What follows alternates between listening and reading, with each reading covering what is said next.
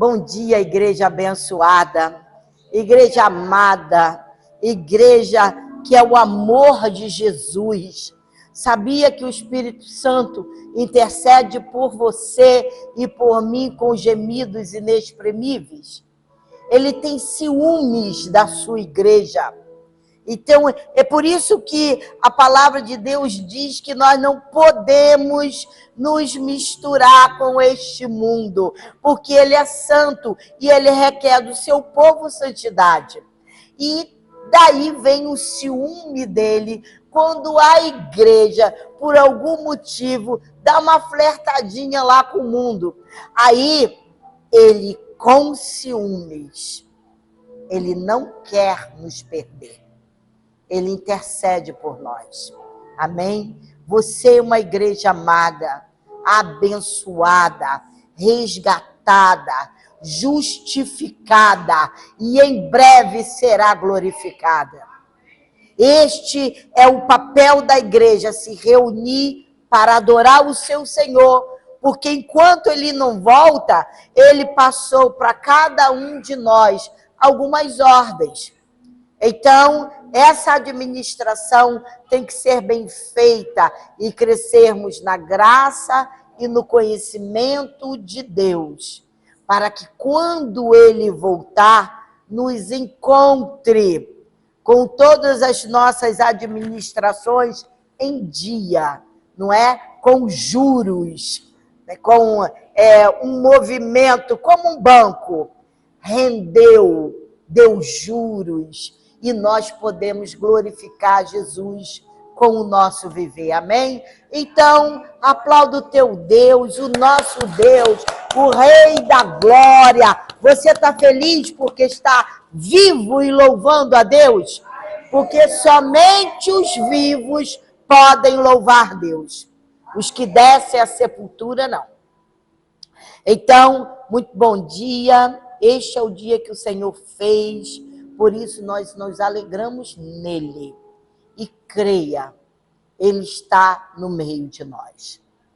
Creia que ele hoje entrou aqui neste lugar e olhou para cada um de nós, deu um diagnóstico e nos abençoou com as muitas promessas dele, com o que é mais de precioso para a sua vida e para a minha vida. A igreja, ela está suprida do poder de Deus, porque ele é o Senhor da igreja, ele é o cabeça. Aqui homem algum floresce, aqui homem nenhum tem nenhum adereço que possa parecer semelhante, parecido, que quer ser Deus. Aqui é Deus 100%, amém? Porque quando você abrir sua boca e clamar a ele, ele, sem demora, te atenderá o teu clamor. Então, hoje, ele entrou, ele investigou o teu coração e a tua mente e o teu espírito, estendeu a sua mão direita de poder e te abençoou. Amém? Para a glória do nome do Senhor. O tema do nosso culto é nossa posição em Cristo. Isto é muito importante para a igreja, conhecer a sua posição em Cristo e os nossos deveres. Efésios 2, de 1 a 10, fala assim: vocês estavam mortos em suas transgressões e pecados, nos quais costumavam viver quando seguiam a presente ordem deste mundo e o príncipe do poder do ar, o espírito que agora está atuando nos que vivem na desobediência. Anteriormente, todos nós também vivíamos entre eles, satisfazendo as vontades da nossa carne, seguindo os seus desejos e pensamentos. Como os outros, éramos, por natureza, merecedores da ira. Todavia, mas Deus, que é rico em misericórdia, pelo grande poder com que nos amou, deu-nos vida com Cristo quando ainda estávamos mortos em transgressões. Pela graça vocês são salvos. Deus nos ressuscitou com Cristo e com ele nos fez assentar nas regiões celestiais em Cristo Jesus, para mostrar nas eras que hão de vir a incomparável riqueza da sua graça, demonstrada em sua bondade para conosco em Cristo Jesus. Pois vocês são salvos pela graça por meio da fé. E isto não vem de vós, é dom de Deus. Não por obras, para que ninguém se glorie, porque somos criação de Deus, realizada em Cristo Jesus, para fazermos boas obras, as quais Deus preparou antes para nós a praticarmos. Então, feche teus olhos. Senhor Jesus Cristo, Pai, a sua palavra será pregada. Paizinho amado, a tua presença esteja entre nós. O teu nome seja glorificado e a tua autoridade, teu poder e o teu governo, a tua soberania. Nós te glorificamos e te pedimos, ó Deus, que possamos sair daqui com corações transformados, plenos, cheios da tua graça, do entendimento do teu Espírito e do teu poder. E a igreja diga amém, amém e amém. Queridos irmãos, o capítulo 2 de Efésios, ele salienta a nossa posição em Cristo. Nossa posição determina nossas posses e a nossa autoridade. Exemplo, a posição de um presidente de um país dá poder e autoridade ao homem que comanda o país, independentemente de onde esteja fisicamente. O mesmo princípio vale para o cristão, por causa da nossa posição em Cristo. Temos poder e autoridade no reino espiritual. Você tem poder e autoridade no mundo espiritual. Na verdade, você pode chamar uma pessoa para orar. Vamos orar junto, porque é melhor dois. Sabe? Quando Jesus envia, ele envia dois. Então, mas na verdade, você tem uma posição de poder e autoridade no mundo espiritual. E nós temos que aprender a exercitar isso. Não importa onde estejamos fisicamente. Paulo era prisioneiro quando escreveu esta carta à igreja de Éfeso. Então você pode estar no telefone e orar com uma outra pessoa. Você pode estar na tua casa e alguém falar, mandar um WhatsApp para você, ora por mim. Nossa, irmãos, a tua palavra é como flecha. Ela vai no alvo certo.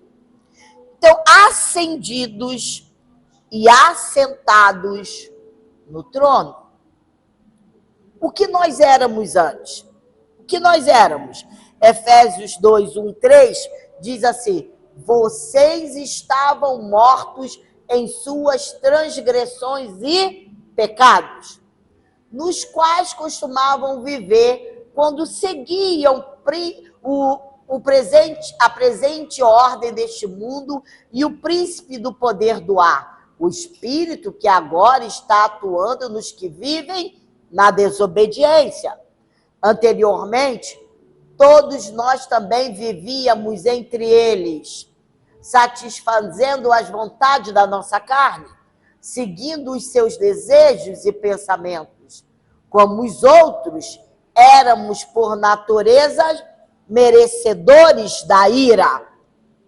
Como outros, nós éramos merecedores da ira de Deus. Então, que imagem de pecador perdido é essa aqui. Primeiro, o pecador está morto espiritualmente. O pecador, aquele que não confessou Jesus, está morto espiritualmente. E isto é, o homem interior está morto para as coisas espirituais e não responde a elas. Sabe, os evangelhos descrevem o evento de 3 ressurreições que Jesus efetuou. A primeira foi de uma menina de 12 anos. A segunda de um homem jovem. E a terceira foi de um homem mais velho. Os 3 estavam mortos. E a única diferença entre eles era o grau de decomposição.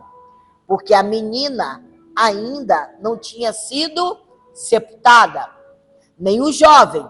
Mas aquele homem mais velho, que era Lázaro, havia quantos anos? Quantos dias?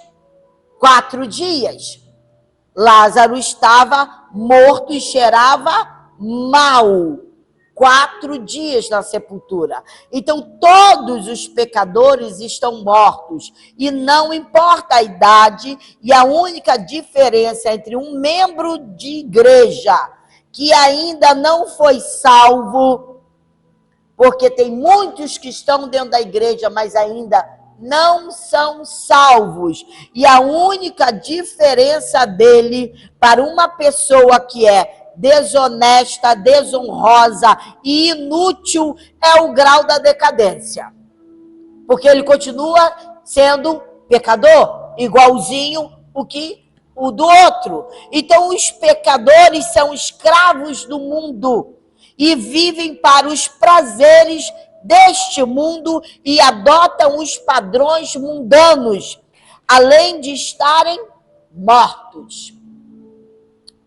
Eles riem se lhes dizemos que este mundo está sob a condenação de Deus e está prestes a acabar. Veja quando você vai falar de Jesus para alguém que não é crente, não é, que não é convertido, a primeira coisa que eles fazem é rir. Quando você fala, esse mundo é decadente, está próximo a acabar. Você venha para Jesus, o que eles fazem? Riem. Não é? Então, as pessoas não salvas também são escravos de Satanás, que opera na vida delas. Na tática usual dele é dar às pessoas uma falsa segurança, por meio da justiça de si mesmo. Quem não tem Jesus, quando precisa de justiça, a primeira coisa que ele faz é exercer a justiça própria. Ele não diz, Deus me justifica, aguardarei a justiça de Deus, veremos o que Deus irá fazer. Não, ele usa a sua justiça própria. E não necessariamente, Satanás não transforma essas pessoas em bêbados assassinos. Apesar de os fariseus da época de Cristo serem cidadãos religiosos e honrados, Jesus chamou-os de filhos do diabo. Veja, então não precisa ser o cara que é bêbado, o cara amaldiçoado. Não precisa, para não ser crente, filho da ira. Não precisa. Por quê? Por natureza, nós nascemos filho da ira. E por escolha, tornamo-nos filhos da desobediência quando, depois de atingirmos a idade da razão, rejeitamos intencionalmente a Cristo. Tornamo-nos filhos de Deus quando cremos em Jesus Cristo. Então, nem todos que estão dentro da igreja, ou nem todos que vestem aquela beca, né, de sumo sacerdote, são cristãos. Creem em Jesus Cristo, Não, eles creem na justiça própria deles, no agir deles, na inteligência deles, de como eles vão fazer. Então, o que Deus fez? O que Ele fez por nós? O que Ele fez? Efésios 2, de 4 a 9, fala assim: mas Deus, preste atenção nesse mas Deus, que é rico em misericórdia, pelo grande amor com que nos amou, deu-nos vida com Cristo quando ainda estávamos mortos em transgressões. Pela graça vocês são salvos. Deus nos ressuscitou com Cristo e com Ele nos fez assentar. Olha que coisa maravilhosa. Deus nos ressuscitou com Cristo e com Ele nos fez assentar nas regiões celestiais em Cristo Jesus, para mostrar nas eras que hão de vir a incomparável riqueza da sua graça, demonstrada em sua bondade para conosco em Cristo Jesus.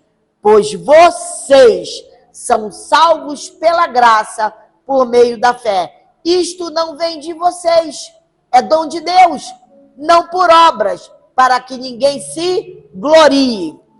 Mas Deus. Sabe, essas palavras estão entre as mais notáveis da Bíblia, vai. Mas Deus. Lembra quando você estava lá naquele mundo. Lembra das obras que você praticava. Lembra do que você falava. Lembra com quem você andava. Lembra como você passava seu final de semana. Lembra o que você fazia com o teu dinheiro. Lembra quem era você neste mundo de treva e escuridão. Mas Deus te escolheu te salvar. Foi lá naquele bar imundo, aonde os filhos da desobediência atuam, e os filhos de Satanás, o próprio Satanás que está lá, e foi lá e te tirou. Te tirou do vício, te tirou das drogas, te tirou da bebedeira, tirou do vício do cigarro, da bebida, dos palavrões. Mas Deus, você tinha condição de se converter lá dentro? Não tinha. Porque a Bíblia diz que você e eu estávamos o quê? Mortos em delitos e pecado. Então, eis a necessidade de todos os dias você abrir os olhos e falar: glória a Deus! Ele me tirou de um cemitério espiritual. Glória a Deus, eu estava sepultada e Jesus me resgatou. Mas Deus escolheu nos salvar, ao invés de nos deixar continuar em pecado e viver eternamente no inferno com o diabo. Porque depois que sair dessa vida, acabou o tempo. Então ele nos deu vida. O que ele fez? Vivificou-nos. Ressuscitou-nos. Tirou-nos da sepultura do pecado. E nos tirou do cemitério. Então você pode ver a tua vida, como você estava. No caixão. Aonde você estava? No cemitério, no caixão espiritual, na sepultura espiritual, no cemitério espiritual. E o que Deus fez? Te deu vida, te ressuscitou, te tirou de lá e te colocou assentado nas alturas, juntamente com Cristo Jesus. Isso é para a igreja pensar. É para a igreja chorar, é para a igreja glorificar, é para a igreja colocar e falar: Senhor, perdoa os meus pecados, porque eu transgredi a sua lei.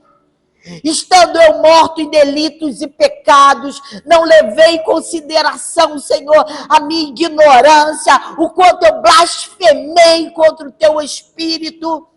E a tua bondade me encontrou, a tua graça me resgatou. Sejamos gratos todos os dias. Ele já te livrou da morte, ainda que você não saiba. Mas aqueles que sabem que Deus te livrou da morte, de um dia estar dentro de um hospital, entre como diz por aí, a cruz e a espadinha. Aquele que já foi para o hospital e ficou muito tempo, e eu fui uma.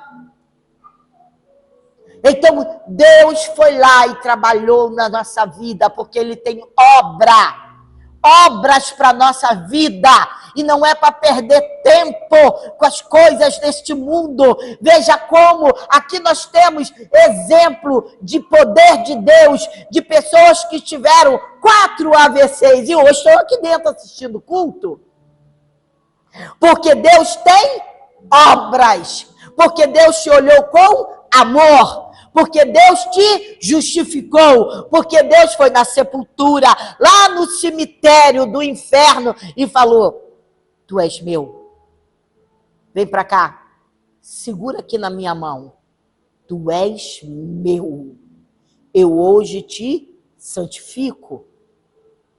Ele fez mais do que isso, ele te tornou, sabe o quê? Membro de Cristo, do Filho dele. Isso não é qualquer coisinha não, meus irmãos. Isso não é balela, não é conto da carochinha, não é rios. Isso aí é Bíblia, é poder de Deus, é as obras do Espírito Santo na nossa vida. Nós fomos vivificados, ressuscitados e assentados nos lugares celestiais com Ele. Tu pode te imaginar assentado nas alturas? Tu pode te imaginar assentados com Jesus Cristo lá nas alturas? Você pode? Seja grato, porque hoje você não está na sepultura, nem no cemitério espiritual. Você está assentados juntamente com Cristo Jesus, nosso Senhor. E você pode dar um glória a Deus aí, pelo amor de Deus? Porque este Deus te amou de tal maneira, Ele nos amou de tal maneira, que Ele deu o seu Filho pelo nosso resgate, e ainda fez mais, nos fez membros dele, membros de Cristo, do corpo de Cristo, e nos assentou em lugares celestiais, juntamente com Cristo, nosso Senhor. Então, quem é você na vida espiritual? Você é mais que vencedor sobre todas as coisas. Você pode orar e acreditar que aquilo será real na tua vida. Deus fez isso por causa da sua imensa graça e bondade para conosco. Bondade quer dizer que Deus não nos deu o que merecíamos. Olhe! A bondade de Deus sobre nossas vidas é que Ele não nos deu o que nós merecíamos. E a graça que Ele nos deu o que não merecíamos. Então, a Bíblia diz que bondade, misericórdia, a graça dele nos o quê? Acompanham dia e noite. E o que nós somos agora? Versículo 10. Porque somos criação de Deus, realizada em Cristo Jesus, para fazermos o quê? Boas obras, as quais Deus preparou antes para nós as praticarmos. Somos feitura dele. Nós somos novas criaturas. Pratiquem obras aceitáveis, dignas do Filho de Deus.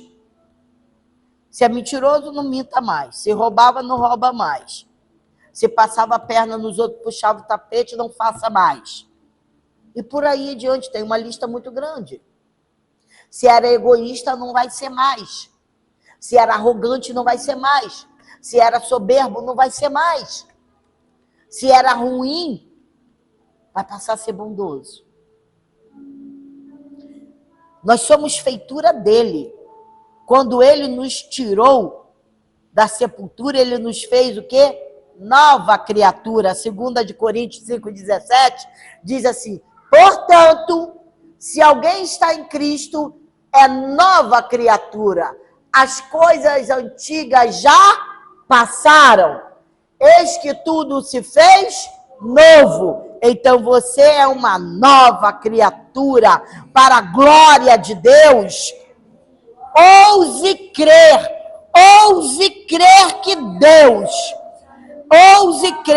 que Deus opera em você. Quando você lê Filipenses 2, 12 ao 13, diz assim: sendo assim, meus amados, como sempre obedeceste, não somente na minha presença, porém muito mais agora na minha ausência, colocai em prática a vossa salvação. Veja que nós temos que colocar em prática a nossa salvação. Quando, pastora? Todos os dias, com reverência e temor a Deus, pois é Deus quem produz em vós tanto querer como realizar, de acordo com a sua boa vontade. O que ele quer dizer? Lembra da parábola do bom administrador? Olha, o seu senhor foi para um país distante, então designou, colocou na mão de cada um dos seus servos uma tarefa. Uns vou fazer porque o meu senhor vai voltar. Outros, eu vou me embriagar, eu vou me prostituir, porque eu quero ser feliz. Meu senhor tarda, não vai chegar agora. Irmãos, se você ainda flerta com o mundo, se você ainda tem desejos mundanos, você precisa colocar isso diante de Deus, se despojar dessas coisas que te separam de Deus. Porque Deus não permite que o filho dele flerte com o mundo. Olha, as musiquinhas mundanas dizem que nós flertamos com o mundo. Isso é só uma coisinha básica. Que existem muitas outras coisas. Mas não tem nada a ver, pastora. Bom, não tem nada a ver. Aonde você vê Deus em um pagode? Aonde você vê Deus em um funk? Aonde você pode ver Deus em uma música secular cheio de adereços de sensualidade? Comum, não tem nada a ver. O louvor para Deus é sacro, é santo. E é isso que tem que fazer parte da nossa vida. Nós não podemos ficar flertando com o mundo, flertando com o pecado. Eu quero ser feliz. Você é feliz, porque você está sentado em regiões celestiais, juntamente com Cristo Jesus. E o que o futuro nos aguarda? Não sei. Não sabemos. Mas sabemos quem detém o futuro, que é o próprio Deus. O mesmo Pai amoroso que nos escolheu, que nos chamou e nos salvou, também designou um plano maravilhoso para as nossas vidas. Deus tem um plano maravilhoso para a sua vida. Diariamente, nós somos compelidos a sermos grandes devedores dessa graça. Isso não é balela, irmãos. Nós somos assim, Senhor, quando você sabe que você não é coisa alguma, que não passa de pó, que você pode deitar hoje, fechar seus olhinhos e amanhã não abrir mais. Você vai entender que você é compelido a ser devedor dessa graça divina todos os dias. Os santos primitivos, eles se entregavam muito à oração e ao ministério da palavra. Quer ver? Atos 6,4 diz assim: quanto a nós, nos devotaremos à oração e ao ministério da palavra. E é isso que a nossa igreja faz. É o ministério da palavra e a oração. E Deus operava de forma poderosa neles e por intermédio dele. Deus quer usar você na vida de alguém. Ele quer se fazer presente por seu intermédio. Não é só conversar e falar as coisas do dia a dia, não. É falar de Jesus. É tirar aquela pessoa que aparentemente você não está vendo nada, mas que tem baita problemão ali. Então ele quer que Cristo habite, sinta-se em casa, no coração dos crentes. Efésios 3:17 fala assim: e que Cristo habite por meio da fé em vosso coração, a fim de que, arraigados e fundamentados em amor. Então, no coração dos crentes, Deus quer fazer morada, habitar. Todavia, nem todo coração é uma habitação confortável para ele. Ou você acha que é só dizer que é de Jesus, mas Jesus habita aqui. Eu tenho Jesus no coração. Como a gente vê muito aí na internet, na televisão, né, que virou moda falar que é cristão, mas sem ser. Jesus está encontrando habitação confortável no seu coração, ou o seu coração está dividido? Está flertando com o mundo, e domingo você é crente, mas durante a semana não é. Irmãos, Jesus amava ir para Betânia. Ele amava tanto ir a Betânia, porque os seus amigos o amavam e se alimentavam com a palavra dele e lhe serviam. Eu espero, é o desejo do meu coração, que assim como Jesus amava ir a Betânia e alimentar o povo de Betânia, que ele se agrade dessa igreja, que ele entre por essas portas e que ele ame estar conosco e nos alimente, sabe, do trigo mais fino que vem dos céus para a nossa vida. Amém? E nós possamos servi-lo com gratidão. Cristo, quando ele veio à terra falar com Abraão, ele enviou 2 anjos na frente dele para visitar Ló. Vocês conhecem essa passagem. Por quê? Porque ele não se sentia à vontade na casa de um crente mundano. Ele se sente em casa no nosso coração? Ou o coração está preocupado com ódio, com rancor, com isso, com aquilo outro, com as suas lógicas humanas, no que vai fazer, de como fazer? Deus opera em nós. Deus opera por nosso intermédio. Você quer ser um vaso de honra na mão do teu possuidor, de falar de Jesus, e quando você abrir sua boca, sair virtude. Virtude. Deus, ele é glorificado em nós. Todas as vezes que tem um crente mentiroso, horrível de se lidar, trambiqueiro, Deus não é glorificado na vida dele, não. É envergonhado o evangelho. Nossa salvação, ela é maravilhosa.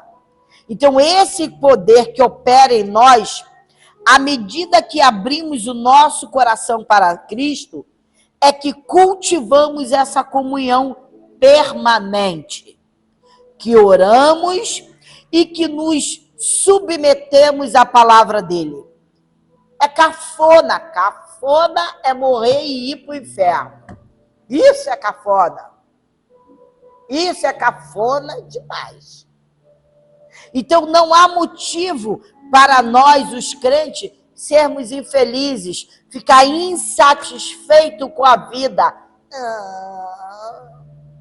Que saco essa vida. Que mesmice essa vida. Olhe para Cristo. Sinta-se ao lado dele. A presença dele é constante na tua vida. Sabe de uma coisa? Nós não somos infelizes quando estamos assentados com Cristo e cheios com a plenitude de Deus. Você não é crente por acaso. Seria muito útil para a igreja observar as posturas espirituais do apóstolo Paulo, a fim de que nos revele os segredos da bênção de Deus. Paulo, ele está sentado com Cristo. Quer ver? Efésios 2:6. Deus nos ressuscitou com Cristo e com ele nos fez o quê? Assentar nas regiões celestiais em Cristo Jesus. Paulo era edificado nele. Efésios 2:20 fala,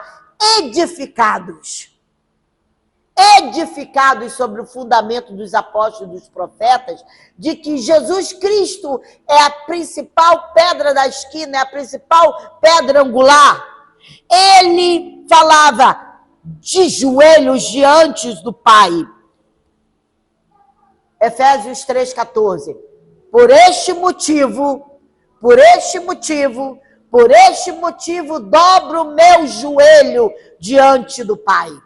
Ele orava e ele vivia a palavra. Então, essas atitudes possibilitam que ele ande, que ele dê seguimento à vida dele, Efésios 4:1. Portanto, eu, prisioneiro no Senhor, você é prisioneiro no Senhor? É prisioneiro no Senhor. Suplico-vos que andeis de modo digno para com o chamado que recebeste. Que ele cresça, que cresçamos, que Efésios 4:15. Longe disso, seguindo a verdade em amor, cresçamos em tudo naquele que é a cabeça, Cristo. Temos que crescer, irmãos, e permanecer firme contra Satanás. Efésios 6:14 fala assim, estais, portanto, firmes, trazendo em volta da cintura a verdade, a palavra, e vestindo a couraça da justiça. Você vai resistir firme contra Satanás. É difícil ser cristão? É difícil nos despojar das imundícies da carne. Então, nossa posição espiritual em Cristo possibilita a tua posição espiritual em Cristo, possibilita nosso andar, o teu caminhar vitorioso sobre essa terra. Então, nós não vamos vir para a igreja para ouvir gritos, muitos repleplé da vida, muitas falação em línguas. Nós temos que aprender a palavra e nos converter todos os dias. Porque Paulo diz assim, trabalhai a vossa salvação. Então, se ele diz trabalhai a vossa salvação, você tem que trabalhar a tua salvação todo dia. Eu tenho que trabalhar a minha salvação todo dia. Porque não é simplesmente eu sou de Jesus e continuar nos mesmos erros. Não pode ser. Desculpa, mas não pode ser de Jesus. E se você está pensando que você está sentado em lugares celestiais juntamente com Cristo, praticando o mundanismo, notícia, não está. Continua na sepultura, no cemitério espiritual. Eu finalizo esse sermão com uma bênção emocionante. Eu adoro essa palavra. Efésios 3, 20 ao 21. Ora, irmãos, depois de tudo isso, depois de você entender quem é você, ele diz, ora, aquele que é poderoso para fazer infinitamente mais do que tudo que pedimos ou pensamos, conforme o seu poder que opera em nós, a ele seja glória na igreja e em Cristo Jesus, por todas as gerações, para todo sempre. E a igreja diga amém, amém e amém. Graças a Deus. Oremos. Pai, a sua palavra foi pregada. Que os corações, Senhor, saiam daqui certos da sua posição em Cristo Jesus. Certos, Senhor, que viverão para Cristo, que glorificarão o teu nome, Pai, no corpo de cada um, na sua caminhada, na sua trajetória, até que o Senhor volte. Até que o Senhor volte, a igreja, Pai, será exercitada na tua palavra, que é luz para os nossos caminhos, que é lâmpada para os nossos pés. No nome de Jesus, Senhor, dai-nos uma semana de graça, de bondade, de misericórdia, de poder de Deus, Senhor, em nossas vidas, ó Deus, e aquele problema, Senhor, Pai, que está, Pai, assombrando a vida do teu povo, seja eliminado no nome de Jesus, para a glória do teu nome, Deus. A graça do Senhor Jesus Cristo, o amor de Deus e as consolações do Espírito Santo sejam com todos nós. E a igreja, assentada com Cristo em regiões celestiais, diga amém, amém e amém. Graças a Deus, louvado seja o teu nome, Senhor. Amém, Deus.